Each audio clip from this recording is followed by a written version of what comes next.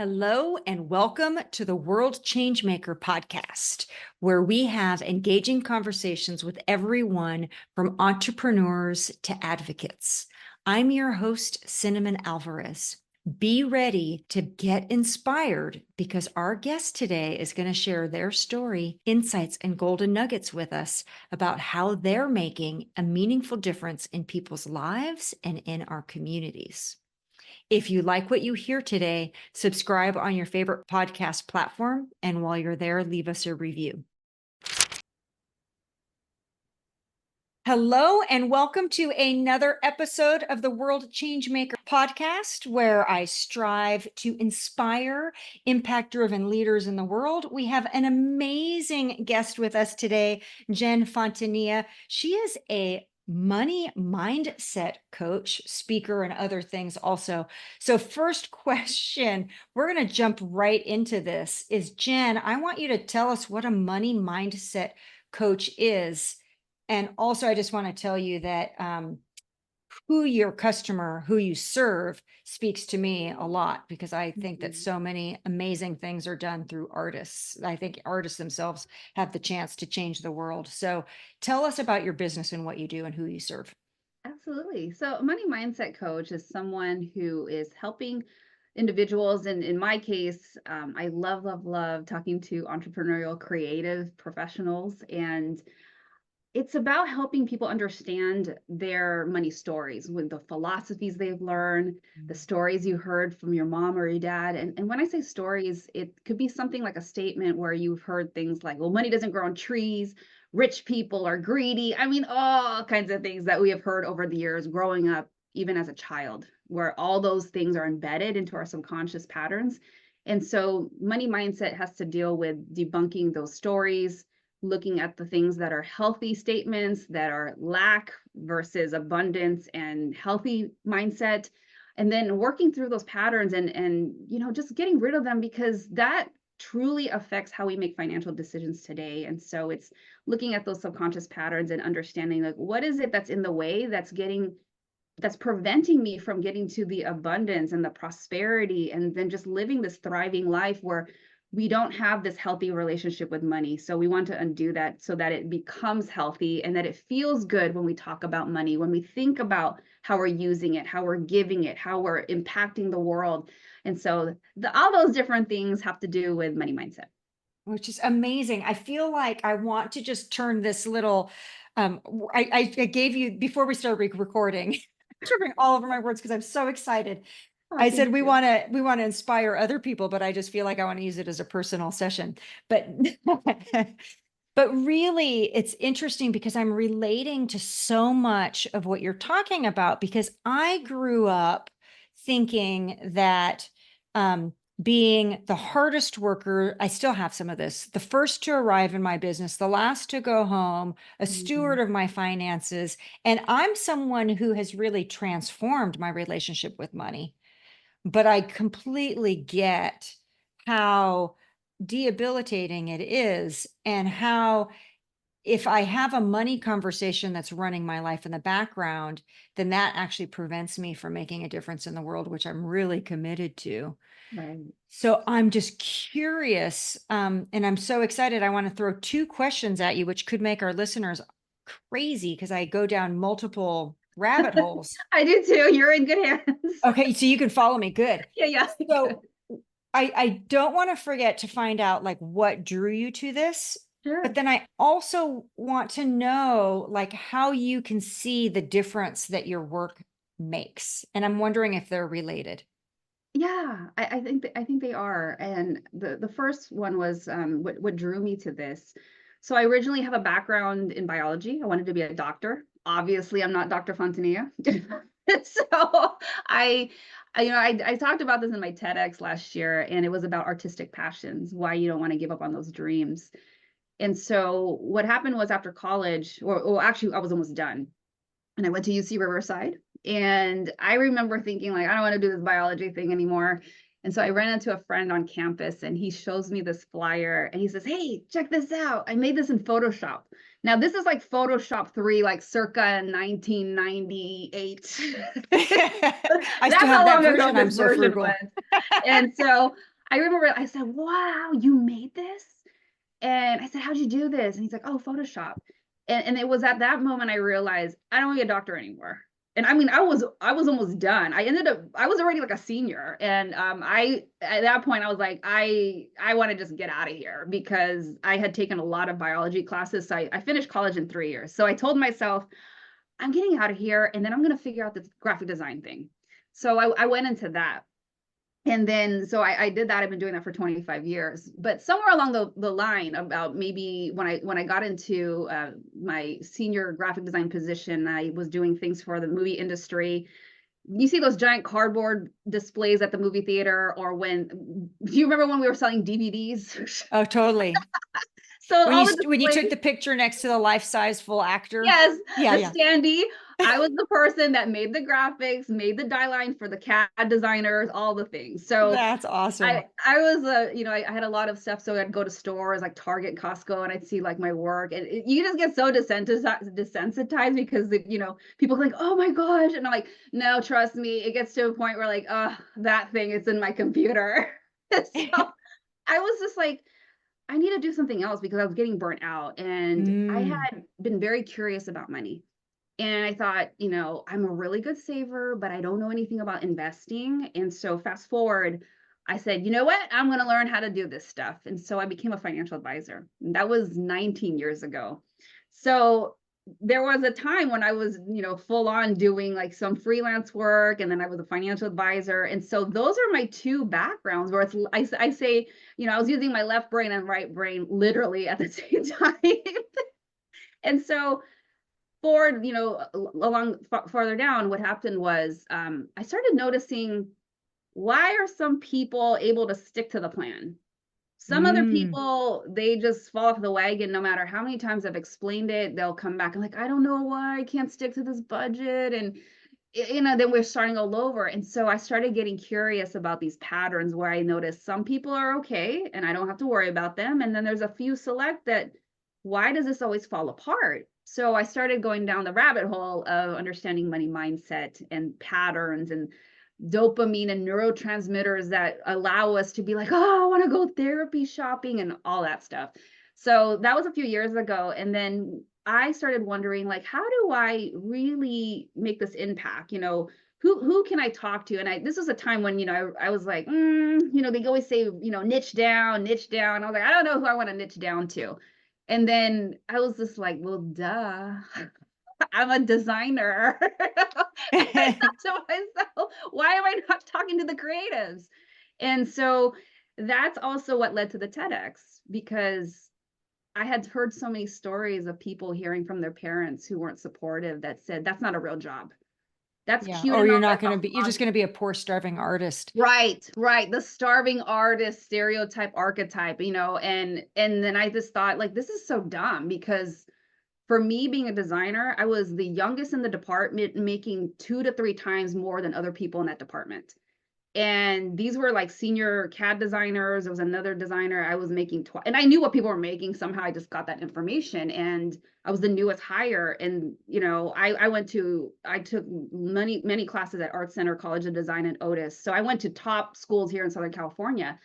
But this whole thing that I was going to be starving, it was just dumb, right? And I hated hearing how people were not fulfilling their passion because they heard their parents or somebody say that it wasn't a real job. And so that hurt me, and it pissed me off.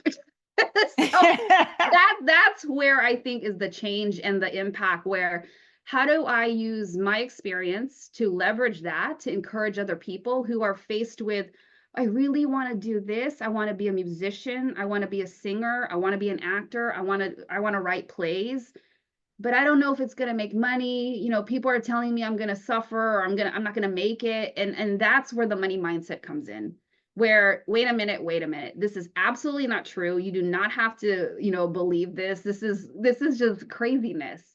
And Mhm. it's just been my passion now to show artists and creatives in any capacity that we do not have to accept this as our truth. This is not the path that we have to take. And you can thrive, you can build wealth, and you can have happiness and joy.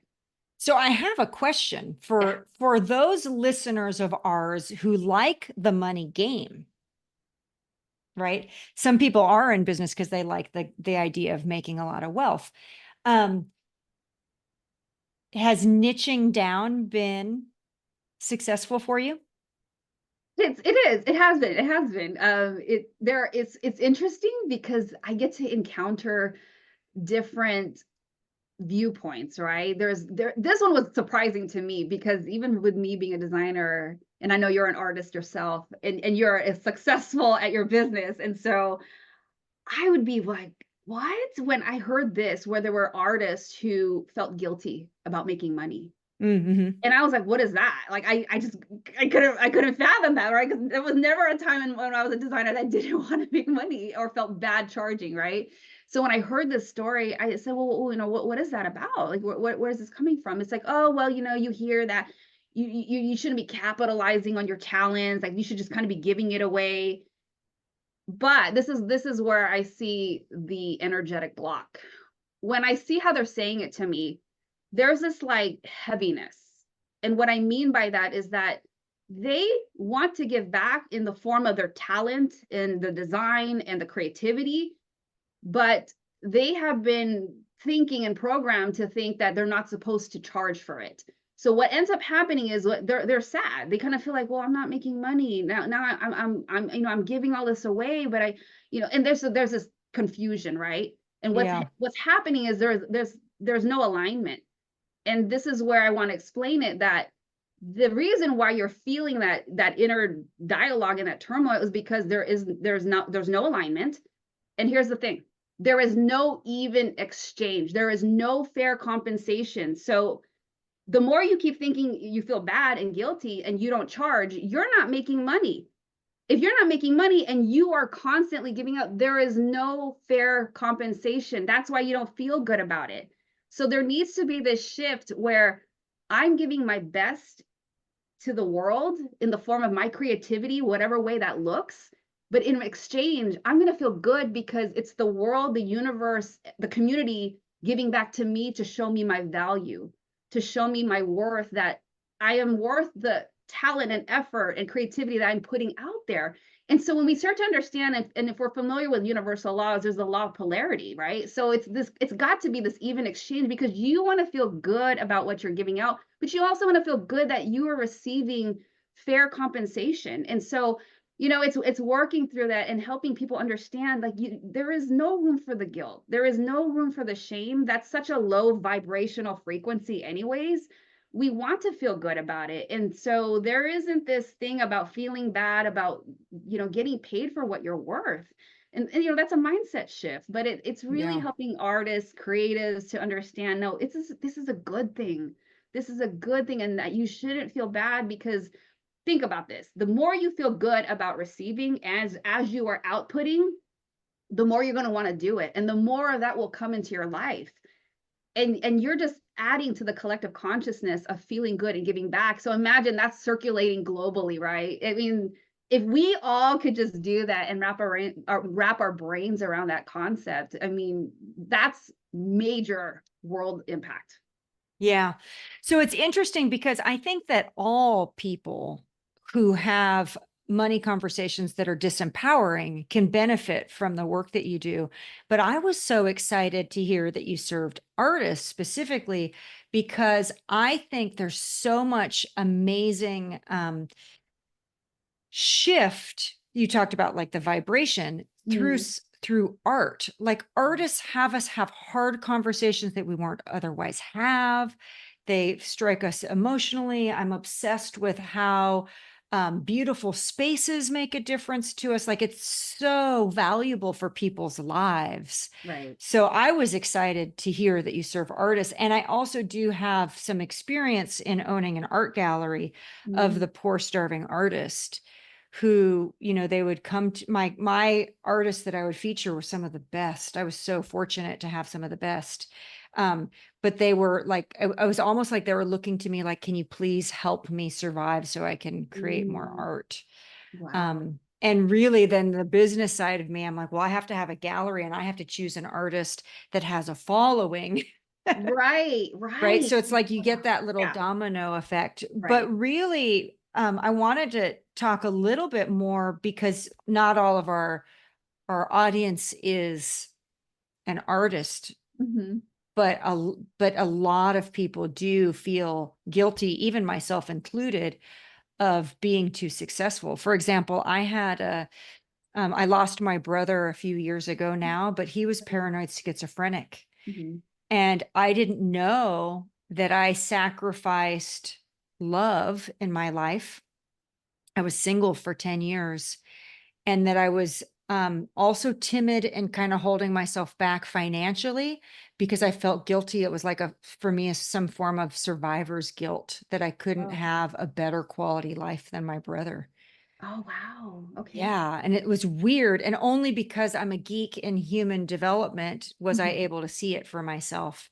So I Right. was wondering, like, do you have a success story or something you can tell us about a client, confidentiality or In similar to that or just in well, general? in general, like, did that inspire you? Because I want people to really see that this how transformative it can be if somebody's holding on to, and I think I can, give back to the world without being greedy. In a way, Oh, like, I want people to really understand how valuable it is to let that go. yeah, I'm trying to think of some people, there was one, client, h that he was 9 years old when this happened, and he was in the car with his dad. It was probably after school, and they were driving down the street, and like any kid, unless you're in a vegan house, he goes, "Hey, Dad, can we get McDonald's?" And the dad turns around and looks at him and says, "Do you have money for that?"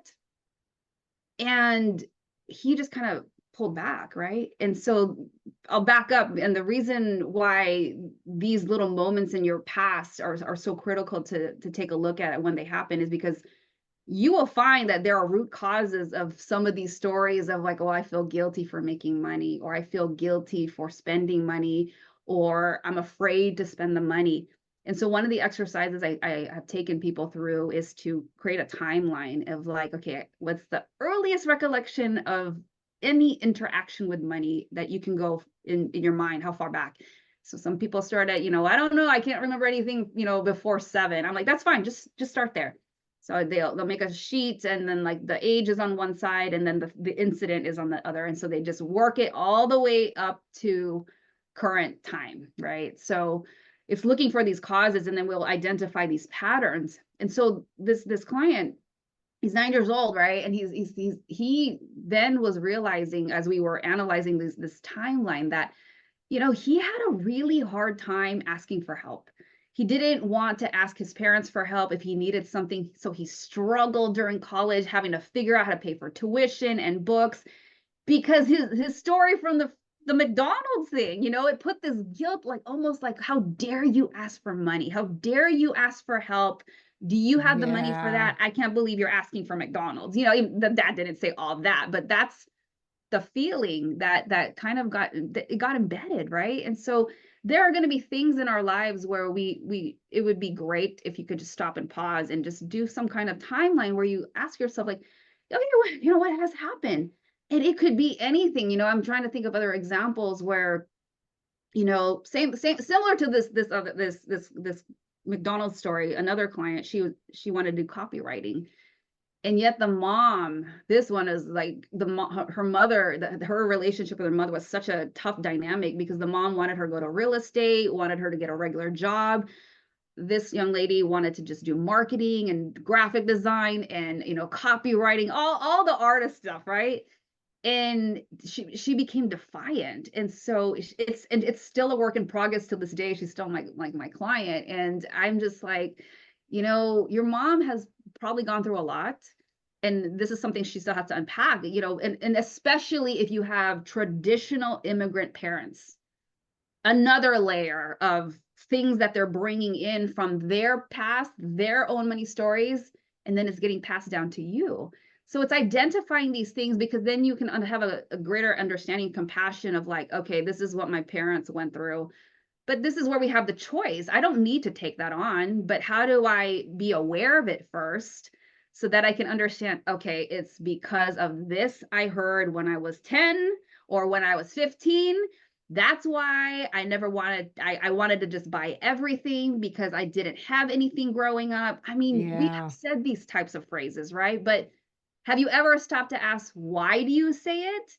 So this is why it's so important to kind of go back through the timeline in your mind to identify these different incidents where it's making that impact on your financial decisions today, whether that's I feel guilty for making money, I feel guilty for being successful, or I'm afraid to spend money, I'm afraid to buy anything for myself, because what it really comes down to is we do these things because we don't feel worthy. Right. And when we No, don't, yeah, when we I don't feel mean, worthy, our yeah, I'm the so impact. excited about the work that you do because what I hear is and you're talking about money, but it affects every area of people's lives Does, because events happen. We interpret that a certain way as I'm not good enough or I'm not worthy. And right, then at different stages of our life, right? At 6 or 7, 8, 9. And then again, during those like junior high, 13-year-old, I don't belong. And so what's interesting, yeah, is that is life impacting. Not only will they be able to understand that they're worthy of being paid for the contribution they make, but it's going to impact every other area of their life when they can realize that that's right, just a sweet child's interpretation and defense mechanism at that stage of their life that correct, gave them this idea. That's right. just amazing. I wish I could talk to you all day long. I know we're going to have to get together for coffee. Um, Absolutely, we neighbor. found out for our listeners that we actually live really close to each other. Right. But I haven't asked, and I didn't prepare you for this, That's but okay. I have a feeling you can take my challenge on.